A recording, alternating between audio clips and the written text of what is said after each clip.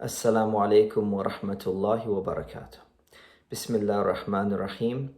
Alhamdulillah wassalatu wassalamu ala Rasulillah wa ba'd. Alhamdulillah, first of all, I want to congratulate everyone on reaching the month of Ramadan. We ask Allah subhanahu wa ta'ala to make this a blessed month for us, a month in which we get closer to Him. And despite the abnormal circumstances that we're living in, Allah subhanahu wa ta'ala is capable of anything. And whatever He does, there's always a wisdom to that. So we ask Allah subhanahu wa ta'ala to make this the best Ramadan we've ever had. And with that, I just want to talk about being prepared for Ramadan and making sure that we are ready. We're already in Ramadan. We want to make sure that we're ready for the rest of Ramadan. We want to make sure that we've prepared ourselves sufficiently and we're constantly reflecting and thinking about the things that we should be thinking about. So the first thing is we have to look at the relativity of time. People plan all the time for important things. They plan in advance for a wedding. Maybe not in this time, in this circumstance, but they plan for a wedding months in advance. In fact, some people, they even delay the nikah ceremony for a year just because the party has to be planned. And we will not, the family says, we will not be able to get you married until, everything is 100% set for the party, because they consider it to be something very important to them. When it comes to retirement, people plan for retirement. It is said that at least in America, 75% of non-retirees under the age of 60, they have some type of retirement fund that's invested with certain tax benefits and all of that stuff. 75% of them. And they're not even retirement age yet, but they're planning because they are thinking about what's going to happen in the future. And people even plan for their funeral. They buy a burial plot and they think about, what's going to happen when I die. Where am I, how much is it going to cost for me to be buried? How much of my inheritance is going to be taken out and then put in the burial plot? How is property values going to rise? Big cities like London and New York, Los Angeles, property values seem to keep going up in general.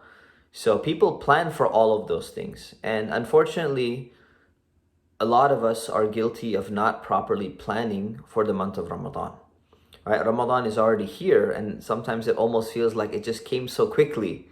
But Alhamdulillah, we still have a lot of time, right? We still have several days of Ramadan left. So what we need to understand is that even though we're already in it, we need to be planning and preparing and making sure to think about what our Ramadan is going to look like, and to kind of rethink some of the notions we might have of Ramadan. That's something very important, because if you look at, the majority of Muslims in the world, they celebrate Ramadan. They observe Ramadan in some way, shape, or form. Even the ones who don't pray. There was a research institute in 2017. They mentioned an interesting statistic which said that at least in America, and probably the same thing applies in the UK, that about the number of people who observe Ramadan in some way, about half of them will be praying 5 times a day. So the people who pray 5 times, it's double the amount of people observe the month of Ramadan, because there's a social aspect to it, right? There's a community aspect to it, so people enjoy that, people benefit from that. Now, of course, this year it's going to be more challenging because we've lost that community aspect to it. We have to substitute some type of virtual socializing or virtual community building. And this is a test from Allah for us. We have to understand, first of all, we should really reflect upon the idea that there's a lot of benefits for Ramadan and there's a lot of benefits for fasting. But those benefits may not be the underlying essential purpose of fasting in Ramadan. Right? So socializing, for example, is a beautiful thing. So many people, you may not see them throughout the year in the masjid. They'll come to the masjid for Ramadan, and that's a great thing. They should keep coming. No one should criticize them. Right? You have, when we're fasting, there's an added benefit of empathizing with the poor people. We feel like they feel because we're not having food and they may not have food on many days, but they're fasting too. So who are they empathizing with, right? That can't be the underlying purpose. It can't be the underlying purpose of why we're fasting in the first place. There's got to be something else. So we should always stop and remind ourselves, what is the original intent of why we're fasting and why Ramadan is special? This is something that every Muslim should do. We need to go back to the why. Why from Allah's perspective? Why from what the Prophet, peace be upon him, sallallahu alaihi wasallam, he taught us. So the great thing about Ramadan and fasting is it's been specified for us. We don't need to really work it out. We don't need to think that much. Allah subhanahu wa ta'ala has told us clearly in the Quran. In one verse, he says, شهر رمضان الذي أنزل فيه القرآن هدى للناس. He says, the month of Ramadan in which the Quran was revealed is a guide for people. So what is that basically saying? It's saying Ramadan is the month. The month is special because it is the month in which the Quran was revealed. The Quran was revealed in the month of Ramadan. That's what makes it special. Okay, so Ramadan is special. It's the month of the Quran, but because it was revealed, we are commemorating the Quran. And what is special about the Quran? What is special about the Quran is that it is hudal linnas. It is a guidance for all of humanity. It's not just for Muslims. It's a guidance for everyone. Right? If you take a look at the world in which we live in today, you look at the moral relativism that exists, people are confused. What is good and bad?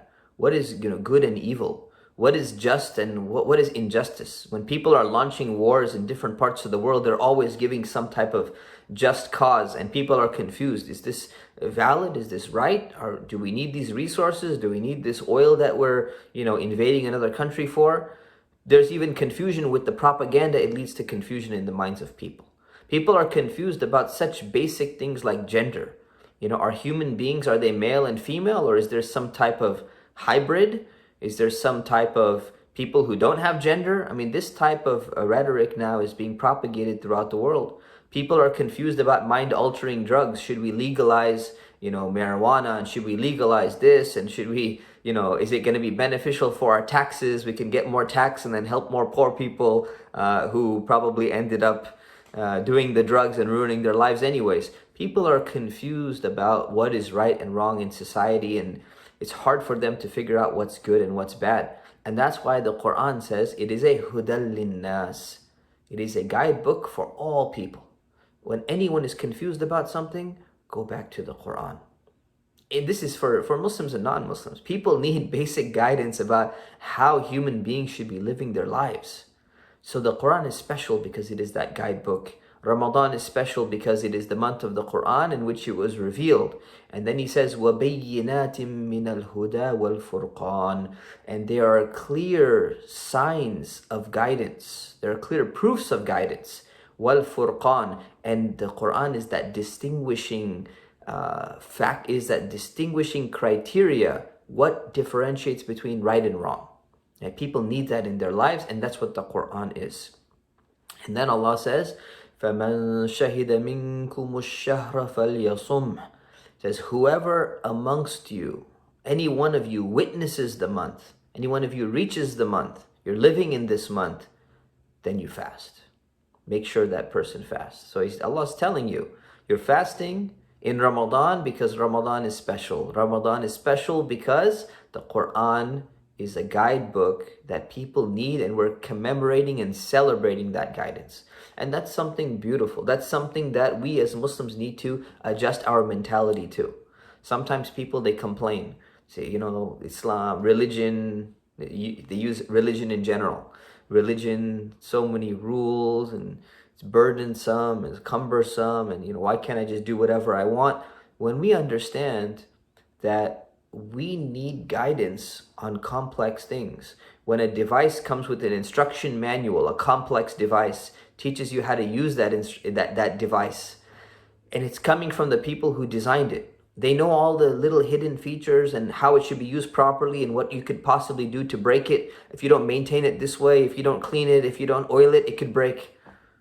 So people need that information. A lot of people, they just throw the instruction manual away.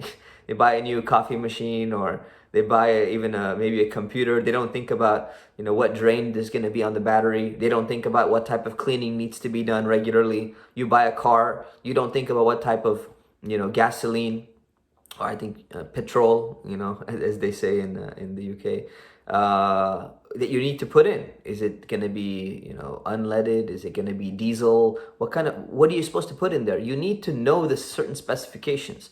And Allah subhanahu wa ta'ala is our creator. He's the one who made us. Who knows us better than the one who made us? Who knows a device better than the one who designed it? Who knows a human being better than the one who designed us? That is Allah subhanahu wa ta'ala. So whatever guidance we're getting, it's not a burden. It's actually a huge blessing, because we could sit here in life and we can make mistakes on an individual level and say, oh, we'll just keep on learning by making more and more mistakes. Or we could sit here as a society and say, oh, we'll just keep on experimenting with different philosophies and trends and different isms, right? We'll try feminism, we'll try capitalism, we'll try communism, we'll look into perennialism, we'll look into all these different ism movements, and we'll be harming people, we'll be harming society down the road. And we'll say, oh, we'll just keep on tweaking it. Or the better option is, listen to your creator, listen to the one who designed everything and knows how we function, and get the instructions from him. And that's what the Quran is. So the Quran is beautiful. The Quran is amazing. The Quran is something we should never devalue. We need to value it. We need to take it off the shelf. We need to read it in Ramadan. We need to recite it, but we need to read it with reflection and think about it as well, because that's what the Quran was designed to be for. Let's move on to the purpose of fasting. Why do we fast? Right? It's really important to understand the wisdom behind why we fast as well. There's a benefit to it, and Allah has told us. Allah tells us in the Quran, He says, Ya ayyuhalladhina amanu kutiba alaykumus siyam. He says, oh, you who believe. It's talking to the believers who are going to be fasting. Right? The Quran is for all people. Who is specifically being told to fast? It's the Muslims. Anyone who's willing to surrender themselves to Allah, they're a Muslim, they're being told to fast. So, oh, you who believe, listen up carefully. Kutiba alaykumus siyam. Fasting has been prescribed for you. The word kutiba actually means like writing, a prescription, like almost a doctor writing a prescription saying this is what you need to get better. This is a prescription that is coming from Allah subhanahu wa ta'ala, coming from the creator of all the worlds, telling us this is the prescription that you need. It is prescribed for you that you need to fast. Kutiba alaykumus siyam. Kama kutiba ala alladhina min qablikum. The way it was prescribed for people before you. Meaning you're not the first nation, you're not the first community that's ever fasted. People in the past, the previous communities of different prophets that were sent, different messengers that were sent throughout history, they also fasted. So you are fasting the same way that they had fasted, or in a similar way that they had fasted. And then Allah tells us at the end the reason. He says, لَعَلَّكُمْ تَتَّقُونَ.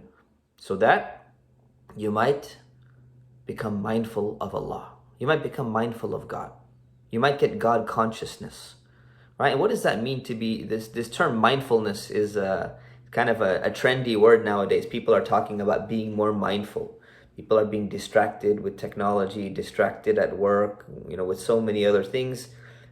Mindfulness and being mindful of Allah, the idea of mindfulness is where you are in a state of active attention on the present. Right? That's generally what mindfulness is. Instead of letting life just kind of pass by randomly, you are in active attention about what's happening. So when you're mindful of Allah, that means that you have active attention that Allah subhanahu wa ta'ala is watching you, that Allah is there, that Allah is near, that He's close to you, that Allah is answering your prayers, and that everything that you do, you're going to remember that Allah subhanahu wa ta'ala is watching you. Allah knows everything. Even if you close your door, even if you're on your computer, you open a private browser, Allah knows what's doing. You're a little bit more slick with technology, you figure out, a proxy server, you use, the Onion Relay browser to bounce your internet connection around the world and get to certain websites that you shouldn't be on. Allah subhanahu wa ta'ala knows that. You use encryption, Allah subhanahu wa ta'ala knows above and beyond what you're doing. So this idea of taqwa means that you're in a constant state of awareness that Allah subhanahu wa ta'ala knows everything that you are doing, and therefore you watch yourself. You're careful, you're cautious. Because when if you knew that someone, whether it's the government or someone else, had put a spy camera in your room, right, which perhaps they have, if they did, you would be much more careful if you knew that someone is watching you, right, or someone is listening to you. You know that Allah subhanahu wa ta'ala can hear, He can see, He can know everything. So that's the state. So fasting is supposed to somehow help us get to that state. Now, how does it work? The fasting is refraining from food, refraining from drink, refraining from intimacy or marital relations, right? So how does that lead you to taqwa? Or how does it make you a person who is more conscious of Allah, more mindful of Allah? Well, the way it works is two. Number one, you are giving up some of the strongest desires that human beings have. There's no stronger desire. I mean, there's desire for, sometimes people, I wonder what it's like to eat that pepperoni pork or something like that. Some Muslims will have that when growing up. I wonder what that pizza tastes like if it had like pepperoni coming from a pig on it. There are people who are, I wonder what drinking alcohol tastes like. There's kind of a desire in people for certain things. But the desire for alcohol, the desire for smoking a joint, smoking some drugs or vaping or something like that, the desire for that compared to the desire for water, which one is really stronger? When you're deprived of water, you're deprived of drink, you're deprived of any food, those are the strongest desires. The three strongest desires that human beings have from a psychological perspective is food, drink, and intimacy.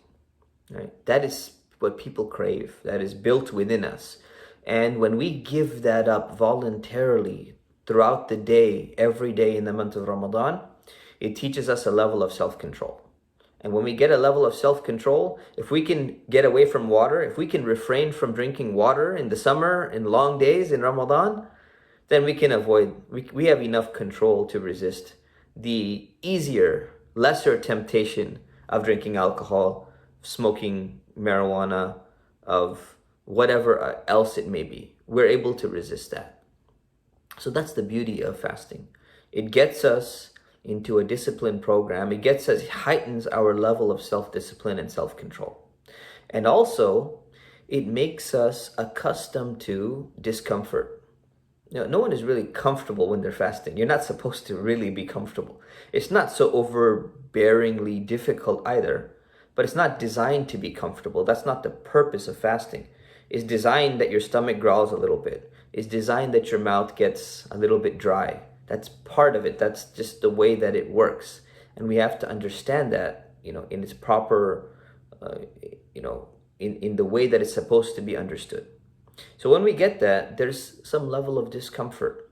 And when we start to become accustomed and used to being able to deal and cope with discomfort, we're actually closer to getting towards taqwa as well. We're closer to becoming more mindful of Allah. Why is that? It's because people today, especially in the world in which we live, especially in developed, quote unquote developed, societies where there's a lot of wealth, there's a lot of technology around us and all of that, people have this sense of entitlement. This word that is being thrown around, entitlement. Entitlement basically is this idea or this belief that you are inherently deserving of some special privileges and special treatment. You deserve it. Therefore, you demand it. You say, I deserve food. It's my right. I deserve drink. I deserve water. It's my right to have these things. And once you get into that mentality, right, that mentality becomes a problem because you become ungrateful for all the things that you've been given. You become ungrateful that food is given to you, and food is a blessing from Allah. I mean, your digestion system that you digest the food with is a blessing from Allah. Can you imagine if your digestion system didn't work? What would happen? So we as human beings, when we look at Allah subhanahu wa ta'ala and we're reflecting on Allah and we're saying, this is, we cannot use a human rights mentality when it comes to dealing with Allah subhanahu wa ta'ala. In this life, we can sit there and talk about, civil rights and human rights, and everyone has the right to food and everyone has the right to drink, and, we can pressure, oppressive and corrupt governments who are depriving people of these things. On a human level, that works fine. But when we take that same idea, when we take that same narrative that we may be talking about, when we may be using, and then we start to apply it with Allah subhanahu wa ta'ala, it becomes very problematic. We start to reject all the blessings that Allah subhanahu wa ta'ala has given us. And even in life, sometimes we need to understand that there are responsibilities. There's not just rights. There's responsibilities for everything. You can't enter into a job. You can't get a job and you go in there, you expect maximum comfort. Everything is just very easy, relaxed, and you want maximum pay as well. Now, you want to be at the top of your company, you want to be at the highest level of pay, you want to be in a senior position, but then you want the easiest job ever. You can't expect that. It doesn't work that way in life, right? You can't get into a marriage, right, and expect, there's just going to be benefits of marriage. It's going to be rights. These are my rights. You have to fulfill my rights. And you don't think that there's going to be challenges, difficulties? You don't think that there's going to be responsibilities that you're supposed to be doing something too? Just all the benefits are coming to you? You feel entitled that you have a right to all of this, but then there's no responsibility on you. When we fall into that mentality, as people, as human beings, just in our minds, in our hearts, it becomes very problematic. And fasting helps us to break out of that by depriving us of certain things, by making us used to having this feeling of some level of discomfort, which is good for us. It's actually good for us. We don't realize it. Even when it comes to children, one of the big problems in our society nowadays is children are overstimulated. And one of the things is parents are very concerned. They say, well, what if my child is bored? Really, I asked this question myself. What if my child is bored? I don't want them to be bored. So let's hand them a toy. Or many parents will hand them a tablet. Here, just play this game. Look, leave me alone. I don't want to be disturbed. I'm doing something right now. It's annoying me. I want to focus on my own thing. We don't realize that there's very solid psychological studies that show that this idea of boredom is actually very good for human beings. We should never call it boredom, right? When you go out in the forest and you're looking around at nature, right? And you have a child or an adult who's been so used to nonstop being overly stimulated, playing games all the time, watching movies all the time, everything looks boring to them because they're overstimulated and they're going to feel bored. But boredom, this quote unquote boredom of looking around, this is natural. You're on a boat, you go deep sea fishing somewhere. You look around, it's just a sea. There's not even any, you don't even see any birds like the forest. There's no trees, it's just water. You're not supposed to get bored, right? That's actually good for your mind. There's very good studies that show that. And when we are fasting, we are actually, that what we do is there's actually a hidden benefit that we start to overcome that idea. We start to get comfortable with discomfort, right? And sometimes it's like a detox for our body, detoxification for our body. So we do that and we realize the blessings when they're taken away. We realize what water really meant to us. We realize what value food really has. All of those things, that's what fasting is designed to do. And that also feeds back into getting closer to Allah subhanahu wa ta'ala. Fasting in Ramadan is also a great time to quit bad habits. Because we talked about the level of self-control, the discipline, self-discipline goes up. So if we can do it, if we can give up those things, we can give up food and drink and intimacy. We can give up other things as well that we need to give up. We can give up, just think about what habits, bad habits that you have. Some are, maybe not so bad, and some are significantly bad. Think about what bad habits you want to give up this Ramadan. Make an intention this Ramadan. Give those things up. Let's take something really small, Let's say you have a habit of not making your bed. Maybe you're a teenager, maybe you're an adult, maybe you're 10 years old, and you wake up and your bed, you never make your bed. It just stays like that every day and you just go back to sleep and everything. And you realize, you know what, it'd be nice, looks cleaner, looks more organized if we would make our bed. Make that intention. You know what, I'm gonna change this bad habit that I have in Ramadan. I'm gonna start making my bed. Do it. This is the time to do it. And then if you do it in Ramadan, you can keep it up throughout the rest of the year. Maybe smoking is something you need to give up. Whether it's smoking marijuana, it's smoking tobacco, smoking cigarettes, or it's vaping, or you're drooling with your little USB stick thing that looks like a device or something like that. All of those things are very bad for you. According to many scholars, they're prohibited actually. Smoking hookah bars, which are probably closed now. Don't just sit there and keep smoking at home. Put that thing away, unless it's like tobacco-less, which probably it's not. Then those things are bad for you. So give those things up. Ramadan is the perfect time to give those things up. You don't need them. You can do without them throughout the day. When you break your fast, you can do without them as well. Right? Backbiting, gossiping about other people. People do this all the time. Oh, when you start talking to others, did you hear he lost his job? He probably was lazy. He wasn't doing his job properly in the company. I mean, how do you know? People make theories about other people all the time when they start gossiping. They start saying things about people, I hear this all the time. You probably hear the same thing. People are saying things like, oh, I can't believe she married him.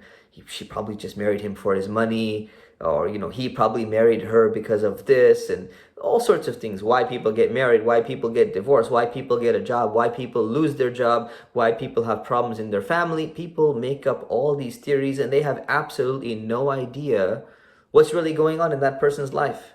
And that becomes gossip. That becomes backbiting. Anything that you're saying about other people that they would dislike, if they knew that you were saying it, falls into that category of ghibah.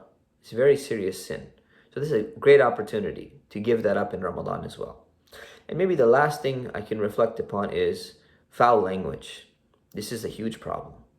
The language that people are using today, the amount of cuss words, the amount of bad words that they're using, is just off the scales. So we need to really clean out our mouths. And one of the first and most important ways to clean that out is to stop listening to bad language.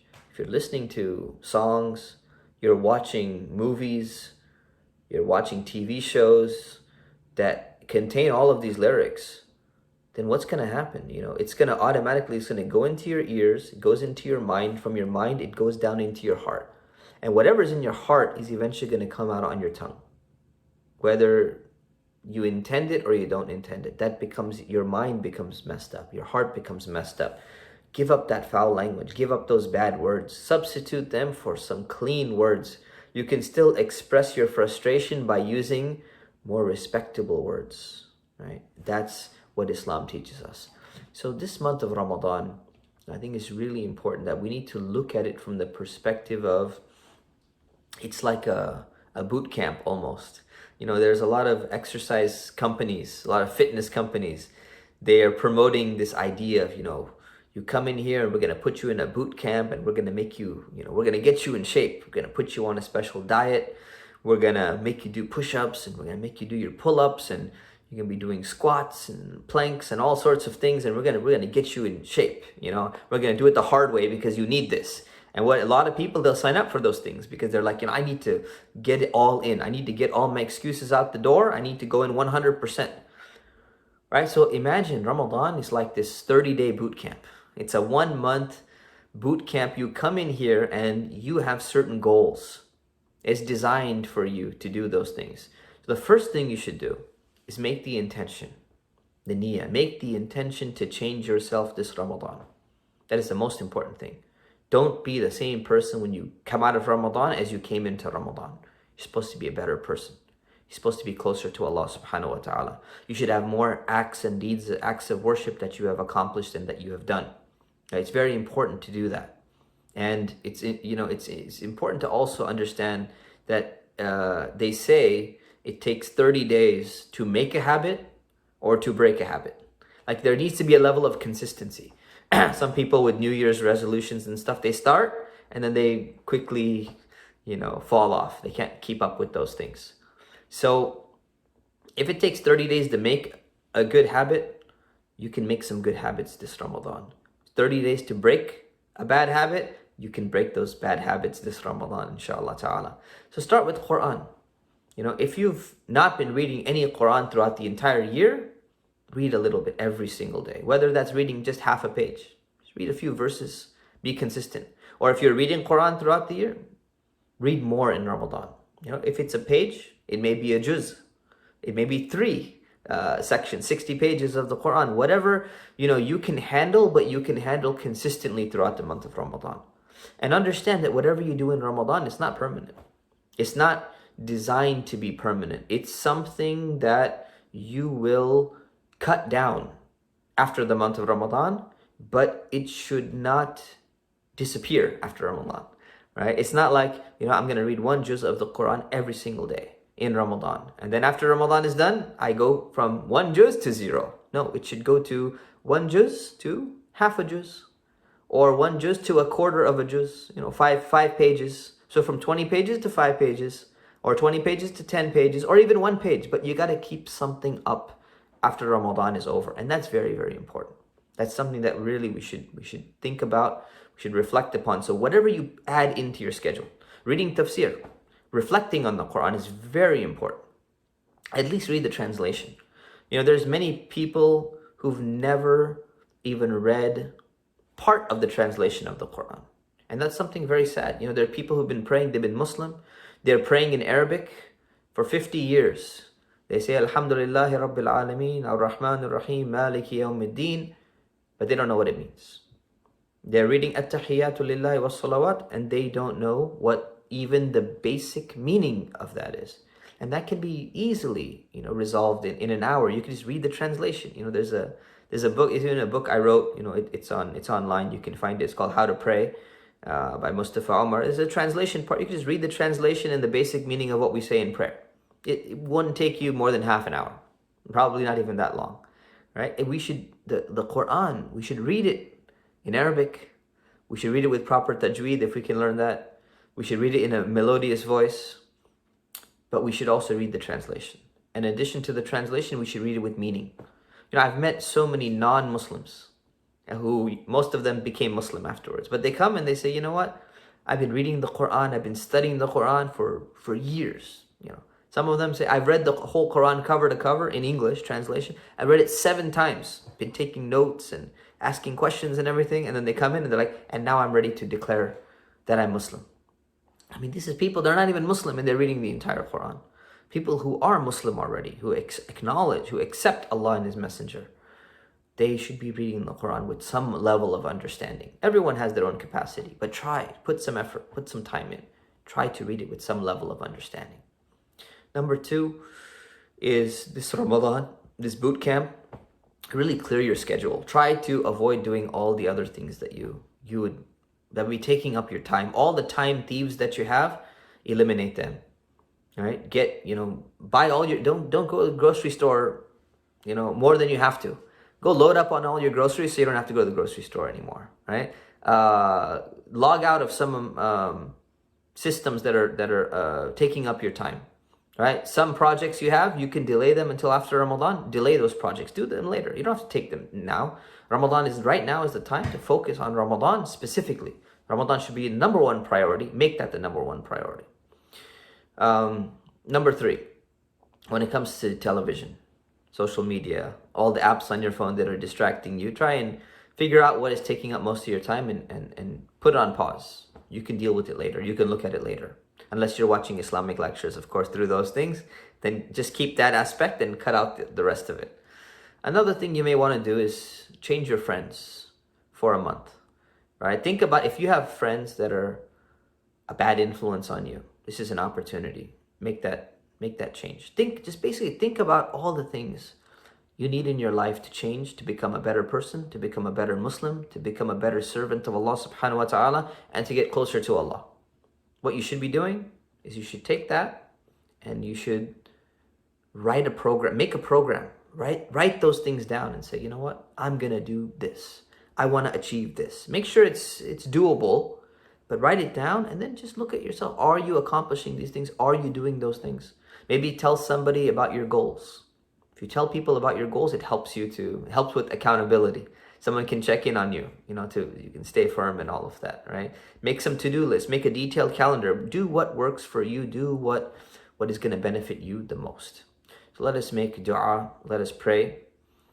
Allahumma anta salam wa minka salam. Tabarakta Rabbana ya dhal jalal wal ikram. ربنا آتنا في الدنيا حسنة وفي الآخرة حسنة وقنا عذاب النار. Oh Allah, accept this Ramadan from us.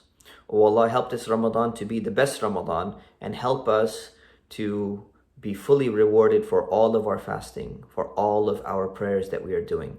Oh Allah, help us to remain sincere throughout this month and after this month. Oh Allah, help every individual and every society that is going through difficulties right now to remain firm through those difficulties. Make it easy for them to be able to withstand the challenges that they're going through in their lives due to this novel coronavirus.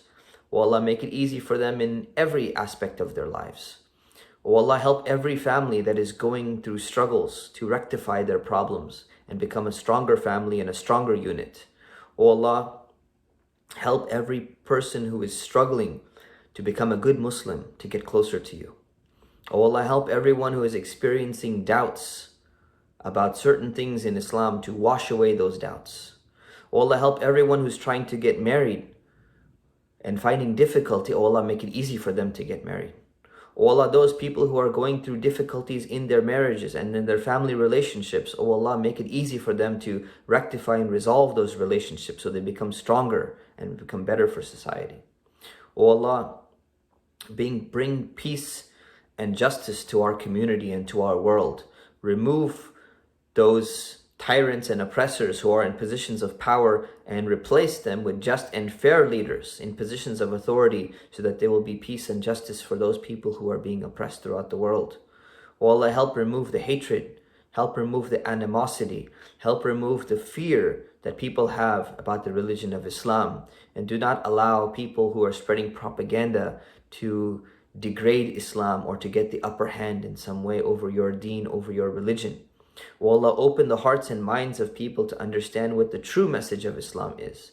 O Allah, help bring an end to the unjust wars and exploitation and oppression that is taking place all around the world. And O Allah, help bring this pandemic of the coronavirus to an end quickly and help us to learn the lessons.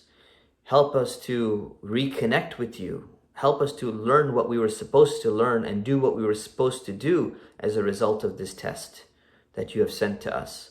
O Allah, help us to see some of the wisdoms behind what we're going through. O Allah, let us see the wisdom behind this modified Ramadan of being at home and having the masajid closed. O Allah, let us see the wisdom and let us actualize the wisdom and let us focus in our ibadat and in our acts of worship to be able to come closer to you.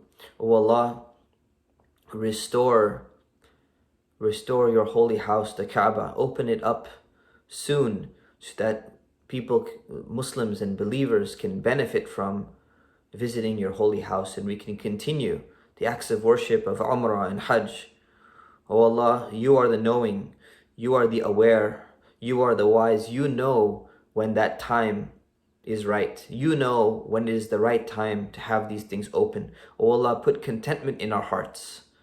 O Allah, put peace in our hearts with everything that you have decreed for us and help us to be the best servants of yours that we possibly can be.